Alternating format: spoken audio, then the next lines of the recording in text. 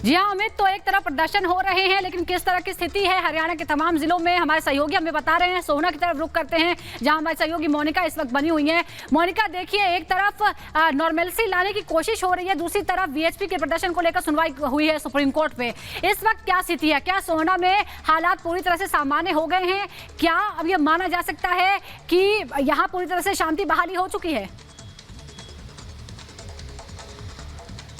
देखिए, पूर्ण रूप से शांति बहाली तो नहीं हुई है, लेकिन हालात पहले से कई ज्यादा सुधर चुके हैं। जैसे जैसे समय बीतता जा रहा है, क्योंकि बीते 36 से 38 घंटों की अगर हम बात करें तो सोहना में किसी भी तरह की कोई हिंसा नहीं हुई,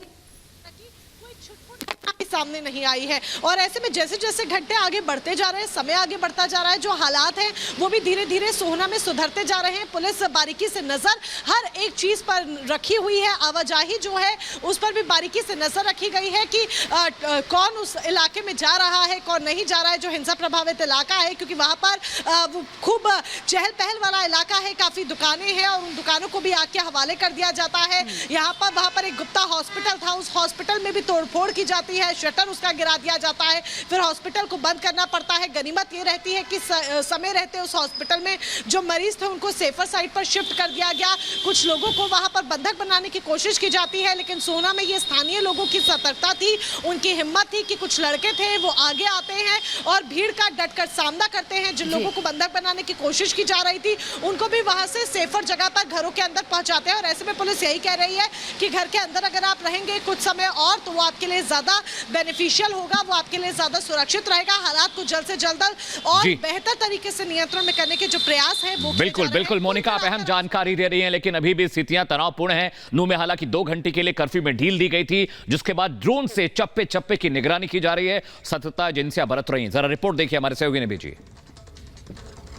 तरफ नूह में कर्फ्यू है, दूसरी तरफ सड़कों पर लोकल पुलिस और पैरामिलिट्री फोर्सेस को भी डिप्लॉय किया गया है। और एक तस्वीर आप देखेंगे कि रेजिडेंशियल इलाकों में ड्रोन के जरिए भी जो एडमिनिस्ट्रेशन है वो नजर रखे हुए है। आप ये देख रहे हैं, ये दरअसल नूह टाउन की तरफ जाने वाला रास्ता है और ड्रोन कैमरे के जरिए जो आसपास के रिहायशी इलाके हैं, कोई एक तरीके से छत पर गैदरिंग तो नहीं हो रही, गलियों में लोग इकट्ठे तो नहीं हो रहे, इसको देखते हुए प्रशासन अब ड्रोन कैमरे के जरिए भी आसपास के इलाकों की निगरानी यहाँ पर कर रहे हैं। क्योंकि इस तरीके की तस्वीरें लगातार देखने को मिलती है कि गलियों में छत के ऊपर जो लोग हैं वो इकट्ठे हो जाते हैं। इस स्थिति को देखते हुए एडमिनिस्ट्रेशन ड्रोन के जरिए उन इलाकों पर नजर रख रहा है जो कि बेहद भीड़भाड़ वाले इलाके हैं। एक तरफ आप देखेंगे कि लोकल पुलिस के साथ साथ पैरामिलिट्री फोर्सेस को भी यहाँ पर डिप्लॉय किया गया है।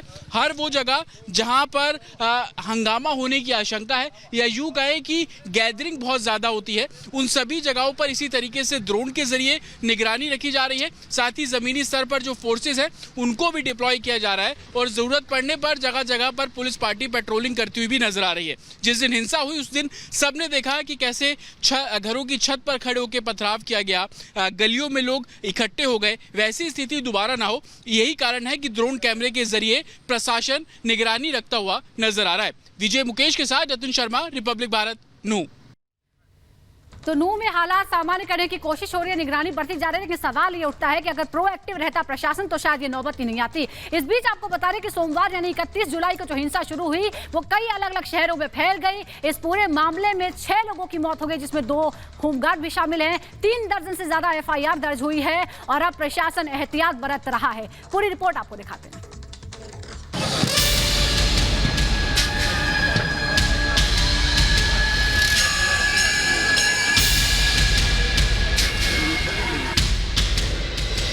हरियाणा के नूह और गुरुग्राम जिले में हिंसा के बाद तनाव बरकरार है। हालात को काबू में लाने के लिए भारी मात्रा में पुलिस फोर्स और केंद्रीय बलों की तैनाती की गई है। वहीं राज्य का माहौल खराब करने वालों के खिलाफ पुलिस का ताबड़तोड़ एक्शन जारी है। हिंसा के अलग अलग मामलों में पुलिस ने 3 दर्जन से ज्यादा FIR दर्ज की है। वहीं अब तक सैकड़ों लोगों को गिरफ्तार किया जा चुका है। सोमवार को शोभा यात्रा पर नफरती पत्थर के बाद शुरू हुए बवाल की कहानी आबिद हुसैन ने बताई। आबिद यात्रा के दौरान ड्यूटी मजिस्ट्रेट के पद पर तैनात थे। थाने में दी शिकायत में उन्होंने बताया कि यात्रा पर विशेष समुदाय के 700 से 800 लोगों ने अवैध हथियारों से जानलेवा हमला किया। इसके साथ ही उग्र भीड़ ने वार्ड नंबर 9 में मौजूद राम मंदिर में यात्रा में शामिल 35 से 40 लोगों को जबरन बंद कर दिया। जब पुलिस उन्हें छुड़ाने पहुंची तो उन्होंने पुलिस पर भी हमला बोल दिया। इस मामले में आईपीसी की धारा 148, 149, 186, 332, 307, 342 के तहत मामला दर्ज कर लिया है। इस संदर्भ में अब तक वहां पर 41 एफआईआर दर्ज हो चुके हैं और 116 लोगों को अरेस्ट किया गया है। उन्हें आज न्यायालय में पेश किया जाएगा। पूरे शहर में तोड़फोड़ और सब कुछ जला देने पर उतारू उग्र भीड़ ने जज की कार को भी निशाना बनाया। जब महिला जज अपनी 3 साल की छोटी बेटी के साथ दवा लेने जा रही थी तो 100 से 150 की दंगाइयों की भीड़ ने कार का घेराव कर लिया। जैसे ही गाड़ी पुराने बस अड्डे पहुंची, उपद्रवियों ने गाड़ी पर पथराव और आगजनी करनी शुरू कर दी। महिला जज ने वर्कशॉप में छिपकर अपनी और अपनी बेटी की जान बचाई। बाद में दूसरे वकीलों की मदद से वो दंगे वाले इलाके से निकलने में कामयाब हो पाई।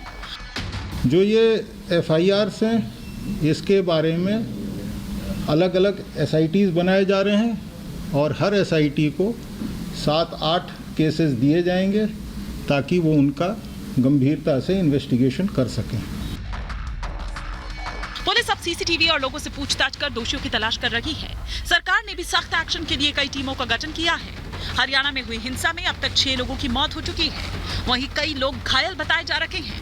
नूह में हिंसा के दौरान पत्थरबाजी के लिए बच्चों को कथित रूप से इस्तेमाल किए जाने की रिपोर्ट भी सामने आई है। इसे लेकर राष्ट्रीय बाल अधिकार संरक्षण आयोग ने जांच की मांग की है।